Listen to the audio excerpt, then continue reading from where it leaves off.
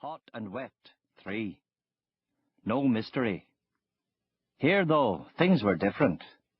The mountains brought down snow, and the deserts kicked up sand, and the wide expanse of prairie could conjure up just about anything. They'd had drought for years, drought punctuated by big storms. Drive a few hours east, and apparently a tornado could transport you to the wonderful land of Oz. Yes, here weather was weather. And thunderstorms and ball lightning and rains of frogs all seemed as likely to occur as anything else. Perhaps she woke for a time. She told her mother she woke 5 or 6 times a night, having never really adapted to the wooden futon bed, or the altitude, or the aridity. Tonight, it would actually be good that she was awake. She only had about 30 minutes of consciousness left. Better to make the most of it. She could have read the book next to her bed, Kerouac, or she could have pulled on the toggle on the furry musical sheet that Hans Klimmer had given her. It played Beautiful Dreamer over and over, and as it slowed and stopped, perhaps she yawned and threw it on the floor. Or maybe she looked out the window. She'd be surprised. A blizzard. She couldn't have been expecting that in June. Monday, June 5th, 1995, 2:30 Mountain Time. At precisely the same moment, it was raining in Belfast, and the man who would eventually find Victoria's killer was not up yet. Me. I was half awake in a boat I'd broken into at Carrickfergus Marina, a girl with me whom I'd met in Dolan's the night before. I was 24, underweight, bearded, pale and sickly, with black, curly hair that badly needed a cut.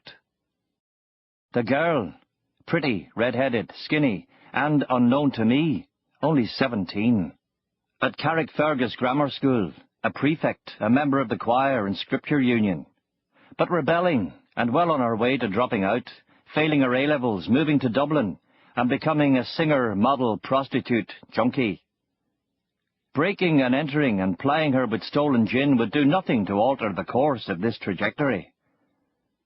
And yet it was not such an illogical leap that 2 weeks later I'd be on my way west to the United States to investigate a murder that confused the local police. No, it wasn't so strange, because in fact I'd been a detective for the Royal Ulster Constabulary, Northern Ireland's police force. A copper for 6 years. A detective for 3 of those, and a DCDS for my last 6 months on the force. Those last 6 months, the key to my current geographical, moral, physical, and spiritual condition. Detective Constable, Drug Squad. The girl rolled over sleepily in the bunk, went back to sleep. I stroked my beard and lit the remains of her joint. I never smoked pot, never. It made you stupid. My drug of choice. But that's another story. Well, part of this one, but we'll get to that. Still raining, cold, pissing down. The boat stank. Why a boat? I couldn't go home. My father, retired from teaching math, always bloody there, and her house was out of the question. The marina had an emergency turnstile locked with a Yale standard. Easy. You break in and you find a boat that looks expensive. The bunks were narrow, though, and there was no way to get warm unless you turned on the power on the dock, but that would set off a light in the marina office. Suffer for your sin. I had things to do, but the rain had hypnotized me into apathy. I slid out of the bunk and went along the passage to the head. For it to work properly, you had to turn a cistern on, piss, pump it out, and turn it off again. A lot of effort. I went down there in my boxers, T-shirt, jacket, trailing a duvet, shivering, smoking. A notice on the wall, trust in God and keep your bowels clean, Cromwell. I regarded it for some time. Was it supposed to be funny? My brain felt addled. I looked out through the thick glass. Pissing was right. The sort of grey, heavy downpour chief constables pray for during riot season. Not that I cared about it, not anymore. Nope, all over, done with.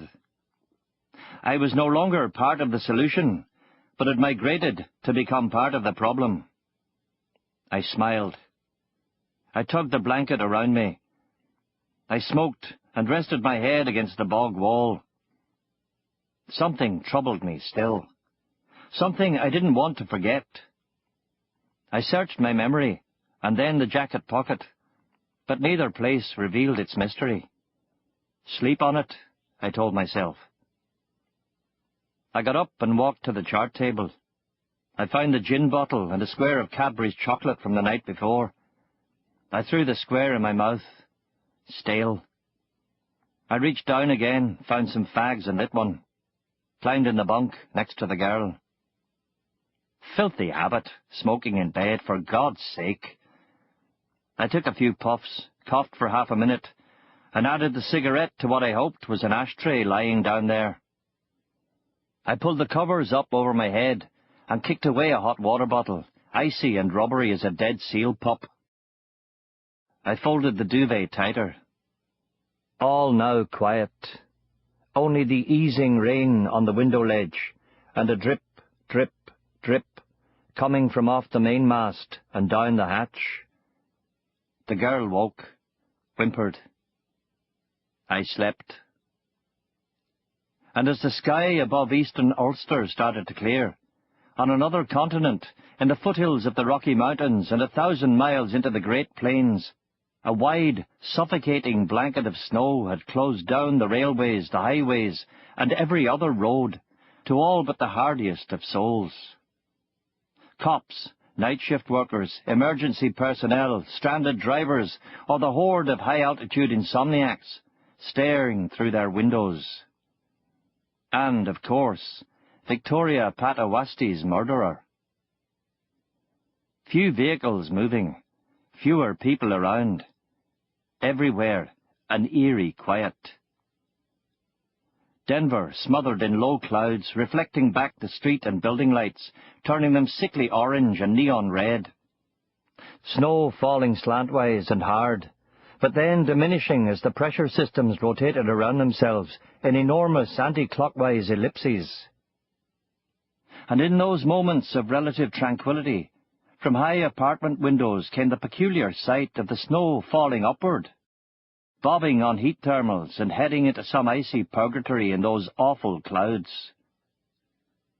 A truly impressive storm system that stretched from Canada all the way down into the Sangre de Cristos. Great swirls of low pressure that bounced off the Rockies and sucked up moisture from as far away as Puget Sound in the Gulf of California.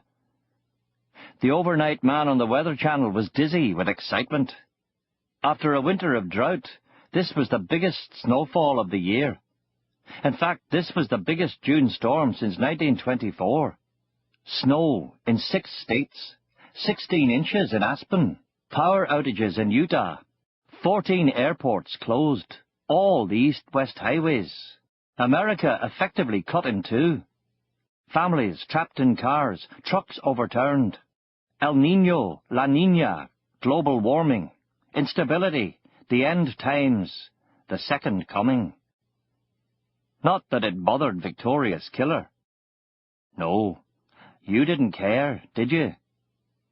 You had already murdered Alan Houghton up on Lookout Mountain. And now it was 3 a.m. Perfect. They say that that's when the body is at its weakest. The storm had come out of the blue, but it wouldn't matter. It would erase your footprints like a shaken Etch-a-Sketch. You probably liked the darkness, the low clouds, the fresh snow. The deciduous trees like scarecrows, the pine and spruce drenched in white. Trails on the path from people walking their dogs. Here and there a glimpse of the mountains. How long did you stand outside Victoria's apartment building? You must have come in by the fire exit next to the garage, the only entrance that did not have a security camera. What would you have done if some old lady had spotted you down there? "You're going in late?" Don't I know you?